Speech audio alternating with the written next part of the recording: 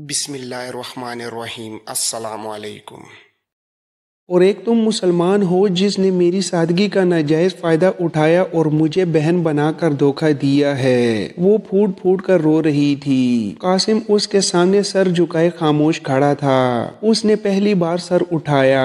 उसकी भी आंखों में नन्ही नन्ही बूंदें चमक रही थीं। हसरत भरी नजरें ब्रीटा के चेहरे पर डालकर ब्रीटा से मुखातिब हुआ। मैंने तुम्हें कोई धोखा नहीं दिया ब्रीटा बहन, मैं अब भी तुम्हारा भाई हूँ। डिमुनान के साथ मेरा कुछ पुराना हिसाब किताब था। वो मेरे बाप और भाभी का कातिल ही नहीं था, बल्कि अदरना में 20 साल तक अबू जाफर बन के रह रहा था और सैकड़ों बेगुनाह मुसलमानों का कातिल था। उसने कलीसिया की पुरानी खिदमतगार मार्था बेगम को अपने हाथों से कत्ल किया और मार्सी को अगवा करके ले गया। लेकिन ये बातें अगर मैं तुम्हें पहले बता देता तो बात ना बनती। मेरे किरदार की वजह से मुसलमानों को कुछ मत कहो। मैं वही मुसलमान हूँ जो बोस्निया की गली में तुम्हारी कराहटें सुनकर बर वक्त तुम्हारी मदद को पहुँचा था। हाँ, मैं वही शख्स हूँ। और मैं तुम्हें ये भी बता दूँ कि उस वक्त तुम्हारी सहेली मारिया मेरे भाई की बीवी है और उसका नाम मरियम है, और तुम्हारी बोस्नियाई शहजादी मेरी बीवी है और उसका नाम हुमैरा है। तुम्हारे बाटाकुजीन का नाम अब अब्बास है। मैं तो तुम्हें उसी रोज से बहन बना चुका हूँ जबकि तुमने चंद दिन पहले मुझे भाई कहा है। अब तुम बताओ, क्या मैंने तुम्हें धोखा दिया है? ब्रीटा पर सख्ता तारी हो चुका था। वो हक्का बक्का खड़ी थी। उसका मुंह खुले का खुला रह गया था। कासिम ने मरियम, अब्बास और शहजादी हुमैरा का हवाला देकर ब्रीटा को सचमुच इस्तेजाब के समंदर में गर्क कर दिया था। जिस मुसलमान नौजवान को वो गुज़िश्ता 7 साल से सोते जागते उठते बैठते दुआएं देती आई थी, वो यही तो था। कासिम अगर उस दिन ना होता तो ब्रीटा की जिंदगी बचती न उसके बच्चे की। खुद ब्रीटा और रुमेल ने अपने बेटे का नाम इसी वाक़ये की निस्बत से रखा हुआ था। वो सुल्तान मुराद की बजाय अब अपने बेटे को सुल्तान कहकर पुकारते थे। ये भी तो सुल्तान का ही बिगड़ा हुआ लफ्ज था। ब्रीटा की आंखें आखिरी हद तक खुली हुई थीं और वो पलकें झपकना भूल चुकी थी। कासिम गुज़िश्ता कई रोज से उसके साथ था, लेकिन वो उसे पहचान ना सकी। वो उसे पहचानती भी तो कैसे? ज़िचकी के वक्त उसने कासिम को देखा तो नहीं था। वो तो सिर्फ ये जानती थी कि एक मुसलमान नौजवान ने मुश्किल वक्त में उसकी मदद की थी। कमरे से बाहर खटका सुनाई दिया। ये कलखत कासिम और ब्रीटा दोनों उछल पड़े। ये कौन हो सकता था? कासिम ने फुर्ती से अपनी शमशीर बेनयाम कर ली, लेकिन ब्रीटा अंदाजा लगा चुकी थी। कासिम ने बरहना शमशीर लिए बाहर निकलना चाहा तो ब्रीटा ने उसका दामन थाम लिया। भैया बाहर मत जाओ, लगता है रुमेल ने हमारी बातें सुन ली हैं। तलवार वापस नयाम में डालो। रुमेल तुम्हारा दुश्मन नहीं। कासिम ने रुमेल का सुना तो उसके आसाब ढीले पड़ गए। ब्रीटा ने फिर उससे कहा, भैया मुझे माफ कर दो, तुमने पहले रोज ही मुझे बता दिया होता। मैं तो पिछले 7 साल से उठते बैठते तुम्हारे लिए दुआएं करती आई हूँ। तुम मिले भी तो इन हालात में। आज अगर मैंने कुछ कर दिया होता तो मैं हशर के रोज तुम्हें क्या मुंह दिखाती। लेकिन इससे पहले कि कासिम कोई जवाब देता, रुमेल आंधी और तूफान की तरह कमरे में दाखिल हुआ। उसके हाथ में नंगी तलवार थी और चेहरा गैज़ और गजब से अंगारे की तरह दहक रहा था। वो कमरे में दाखिल हुआ और गरजदार आवाज में बोला, दगाबाज मेहमान, मैं तुम्हें कत्ल करने के लिए नहीं आया। मैं तुम्हें सिर्फ ये कहने के लिए आया हूँ कि तुम अलल सुबह कुस्तुनतुनिया से निकल जाओ। हमने तुम्हारे एहसान का जितना बदला देना था उससे कई गुना ज्यादा तुम हमसे वसूल कर चुके हो। लेकिन फिर भी मैं अपनी बीवी बेटे के सदके तुम्हारी जान बख्शी करता हूँ। हाँ, अगर सूरज निकलने के बाद तुम मुझे कुस्तुनतुनिया में दिखाई दिए तो मैं सारे शहर की पुलिस तुम्हारे पीछे लगा दूंगा और तुम्हारी जान लेकर रहूंगा। कासिम के हाथ में भी तलवार बरहना थी, लेकिन कासिम ने अपनी तलवार का रुख जमीन की तरफ कर दिया और हसरतनाक निगाहों نگاہوں سے بریٹا کی جانب دیکھا۔ بریٹا کے چہرے پر بلا کی اداسی تھی۔ آج قدرت نے اسے بے پناہ دردناک منظر کا حصہ بنا دیا تھا۔ وہ ہر دونوں صورتوں میں تکلیف جھیل رہی تھی۔ رومیل قاسم کو رسوا کر کے نکال رہا تھا، لیکن بریٹا تو در حقیقت اپنے بھائی کو آج ملی تھی۔ یہ معلوم ہونے کے بعد کہ قاسم وہی شخص ہے جس نے بوسنیا میں بریٹا کی جان بچائی تھی، بریٹا کی قاسم کے ساتھ تمام ناراضگی جاتی رہی۔ لیکن اب وہ کیا کرتی؟ ایک طرف خاوند تھا اور دوسری طرف محسن۔ بریٹا نے انتہائی عاجزانہ انداز میں اپنے خاوند کی جانب دیکھا اور دوڑ کر اس کے قدموں میں بیٹھ گئی۔ رومیل، خدا کے لیے قاسم کو کچھ مت کہنا، یہ چلا جائے گا، میں وعدہ کرتی ہوں چلا جائے گا۔ لیکن اس سے پہلے کہ وہ بات مکمل کرتی، قاسم بول اٹھا، آپ لوگ پریشان نہ ہو، میں چلا جاتا ہوں، میں صبح کا انتظار بھی نہیں کرتا، میں ابھی جاتا ہوں، لیکن جاتے ہوئے میں اتنا ضرور کہوں گا کہ میں نے آپ لوگوں کو کوئی دھوکہ نہیں دیا، میرا مقصد عظیم ہے، آپ کو بہت جلد نظر آ جائے گا، میں آپ کو ہمیشہ یاد رکھوں گا، اور اگر قسطنطنیہ میں ہم فاتح بن کر آئے تو میں سب سے پہلے آپ سے ملنے کے لیے آؤں گا۔ قاسم کے لیے اب یہاں سے چلے جانا ہی بہتر تھا، کیونکہ ابھی تو رومیل اسے جانے کی اجازت دے رہا تھا، لیکن صبح جب رومیل کو ڈیمونان اور رہباؤں کے قتل کی خبر ملے گی، شاید اس وقت وہ قاسم کو جانے کی مہلت بھی نہ دے۔ قاسم کو یہ تسلی تھی کہ رومیل ڈیمونان کے قتل کی خبر سن کر بھی اس کا راز فاش نہیں کرے گا، کیونکہ اس طرح رومیل خود پھنستا تھا۔ شہنشاہ یقیناً اسے قتل کرا دے گا، کیونکہ اس نے سلطان کے ایک خطرناک جاسوس کو اپنے گھر میں پناہ دے کر سنگین جرم کیا تھا۔ قاسم کو یقین تھا کہ رومیل اس واقعے کو ہمیشہ خفیہ رکھنے کی کوشش کرے گا۔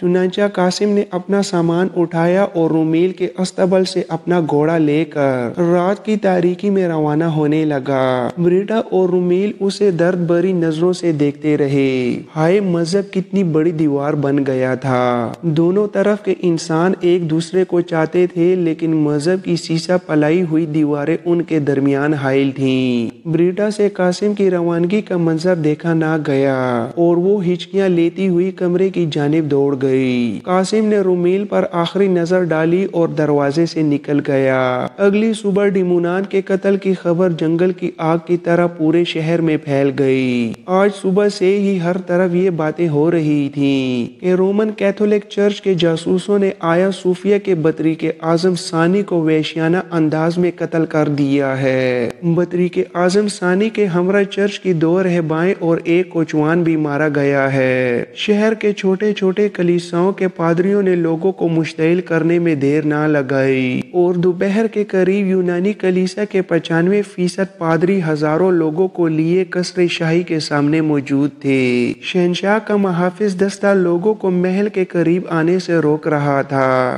لوگ پورے جذبے کے ساتھ ان کیتھولک چرچ کے خلاف نعرے لگا رہے تھے اور پاپائے روم کو گالیاں دے رہے تھے۔ آج قسطنطنیہ میں موجود رومن کیتھولک چرچ کے تمام پادری اور راہب جو حال ہی میں شہنشاہ کی دعوت پر قسطنطنیہ وارد ہوئے تھے، لوگوں کے غیظ و غضب سے چھپتے پھر رہے تھے۔ روما کے پوپ کا خصوصی نمائندہ کارڈنل اسٹوڈور خود اپنی جان بچانے کے لیے شہنشاہ کے پاس بیٹھا تھا۔ شہر کی پولیس ہنگاموں پر قابو پانے کی کوشش کر رہی تھی، لیکن جذبات کا طوفان تھمنے کو نہیں آ رہا تھا۔ وزیر اعظم نے شہنشاہ کو مشورہ دیا تھا کہ روما کے پادریوں کو فی الفور واپس بھیج دیا جائے، لیکن قسطنطین ایسا نہیں کرنا چاہتا تھا۔ وہ دونوں کلیساؤں کی صلح چاہتا تھا۔ وہ چند دن بعد آیا صوفیہ میں دونوں کلیساؤں کی ایک بڑی مجلس منعقد کرنے والا تھا، جس کی صدارت کارڈنل اسٹوڈور کر رہا تھا، لیکن اب تو شہنشاہ کو اپنی تمام کوششیں ضائع ہوتی ہوئی دکھائی دیں۔ بالآخر شہنشاہ مجبور ہو کر سپہر کے قریب خود لوگوں کے سامنے آیا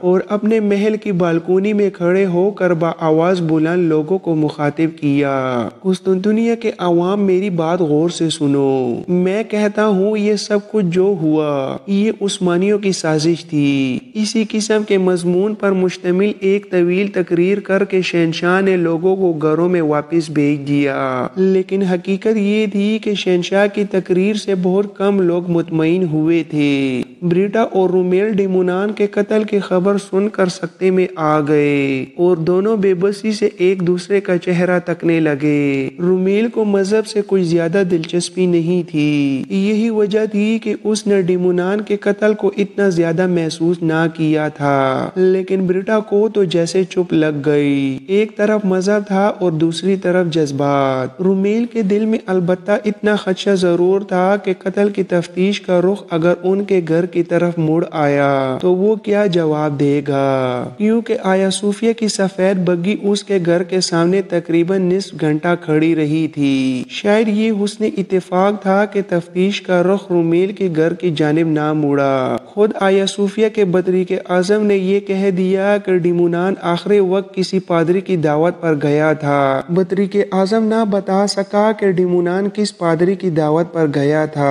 قاسم کی منصوبہ بندی ہی ایسی تھی کہ ڈیمونان کے قتل کا سراغ نہ لگایا جا سکا۔ قسطنطنیہ کی خفیہ پولیس نے اپنی ایڑی چوٹی کا زور لگا لیا تھا، لیکن انہیں قاتل کا سراغ نہ مل سکا، حتیٰ کہ کئی روز گزر گئے اور کلیساؤں کی مجلس کا دن سر پر آ گیا۔ کلیساؤں کی مجلس سے صرف 3 دن پہلے قاسم ایک بار پھر آیا صوفیہ کے سامنے نمودار ہوا۔ اس دوران وہ ایک سرائے میں مقیم تھا اور اپنا کام بدستور جاری رکھے ہوئے تھا۔ ان دنوں میں وہ قسطنطنیہ میں مقیم بعض مسلمان تاجروں کے ساتھ روابط پیدا کرنے کی کوشش کرتا رہا تھا۔ اس نے کچھ خفیہ سرگرمیاں بھی سر انجام دی تھیں، جن کا نتیجہ بہت جلد سامنے آنے والا تھا۔ اس کا سامان ابھی تک سرائے میں ہی رکھا تھا۔ آج قاسم نے آیا صوفیہ میں داخل ہونے کی نیت سے ادھر کا رخ کیا تھا۔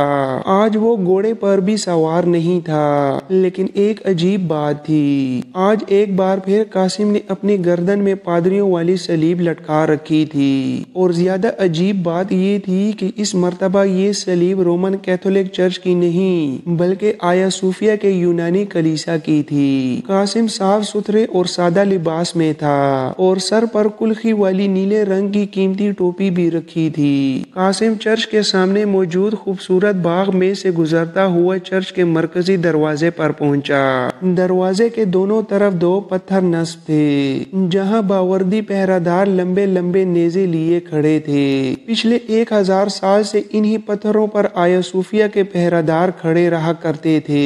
یہی وجہ تھی کہ دونوں پتھروں پر 2 گڑھے پڑ چکے تھے، جو دراصل پہرہ داروں کے قدموں کے نشانات تھے۔ قاسم بڑی لاپرواہی سے چلتا ہوا چرچ میں داخل ہو گیا۔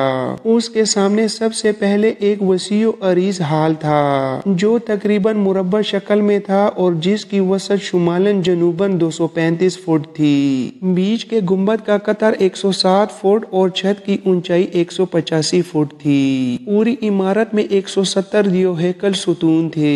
اپنے سر پر اس قدر اونچی چھت دیکھ کر قاسم پر چرچ کا رعب طاری ہونے لگا۔ چاروں طرف کی دیواروں میں غلام گردشیں اور سینکڑوں محراب بنے ہوئے تھے۔ قاسم کے سامنے ہال کے 170 ستون ابواء الحول کے مجسموں کی مانند کھڑے تھے۔ ہال میں عبادت کرنے والوں کے لیے قیمتی کرسیاں بچھی تھیں، جن کا رخ مشرق کی جانب تھا۔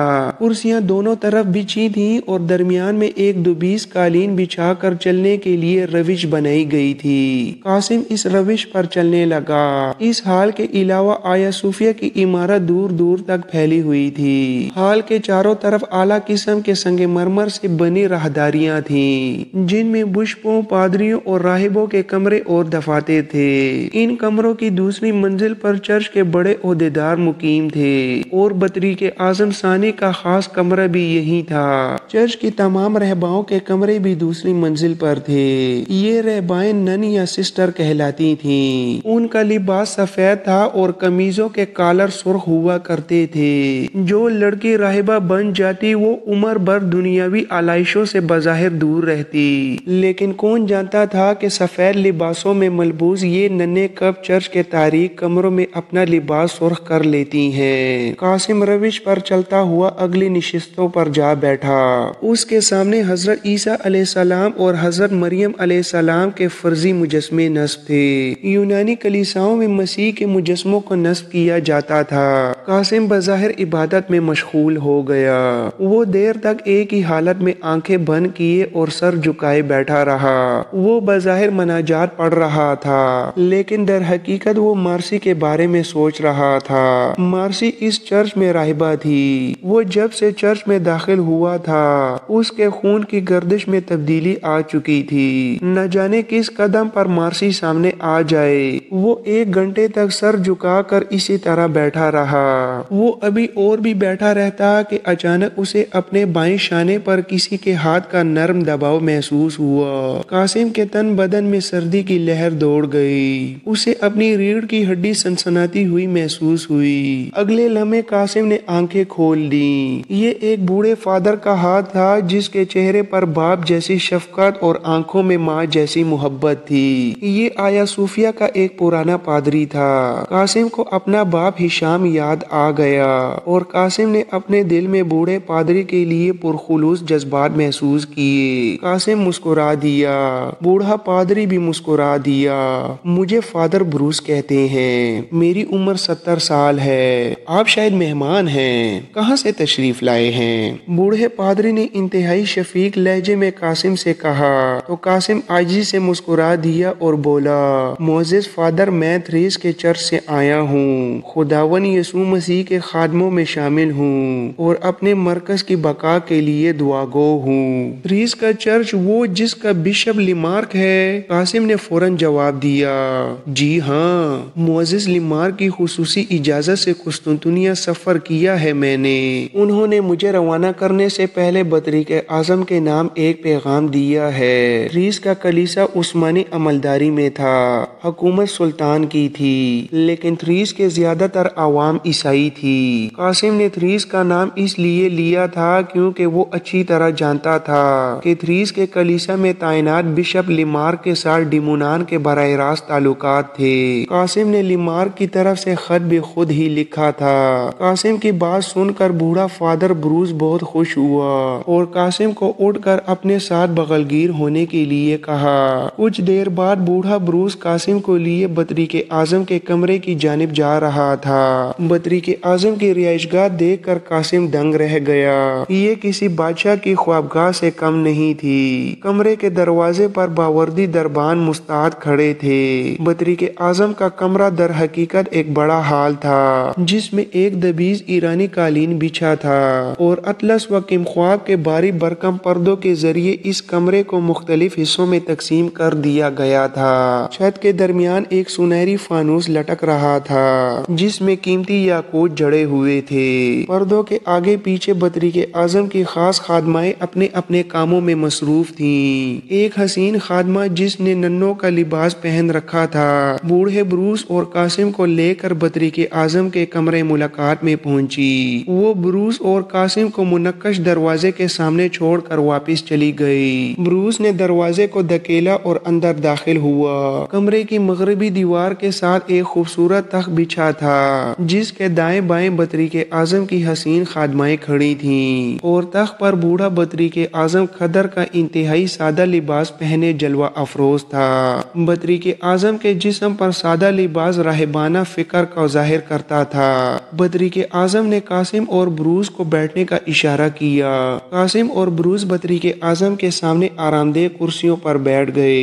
तब बतरीके आजम ने ब्रूस से सवाल किया, क्या बात है ब्रूस, कैसे आना हुआ और ये तुम्हारे साथ मेहमान कौन है? बूढ़ा बतरीके आजम भी ब्रूस का हम उम्र था। उसने सवाल किया तो ब्रूस बोला, आसमानी बाप, ये नौजवान बिशप लिमार्क के चर्च से आया है। इसका नाम फादर ईरोन है और ये आपके नाम बिशप लिमार्क का खत भी लाया है। बतरीके आजम ने किस कदर चौंक कर कासिम की जानिब देखा और कदरे लहजे में कहा, बिशप लिमार्क का खत? कहाँ है वो खत? बतरीके आजम जानता था कि बिशप लिमार्क बतरीके आजम साने डिमुनान को खत लिखा करता था। बदकिस्मती से बूढ़े बतरीके आजम ने खुद कभी लिमार्क की तहरीर नहीं देखी थी। दरअसल गैर मुल्की जासूसों के साथ तमाम तर राब्ता डिमुनान खुद रखता था। बतरीके आजम अगरचे इस्लाम दुश्मन और मकारी में डिमुनान से 2 हाथ आगे था, लेकिन उस्मानी सल्तनत के जेर साया चलने वाले तमाम चर्च डिमुनान ही संभाला करता था। यही वजह थी कि लिमार्क का खत देखकर वो किस कदर परेशान हुआ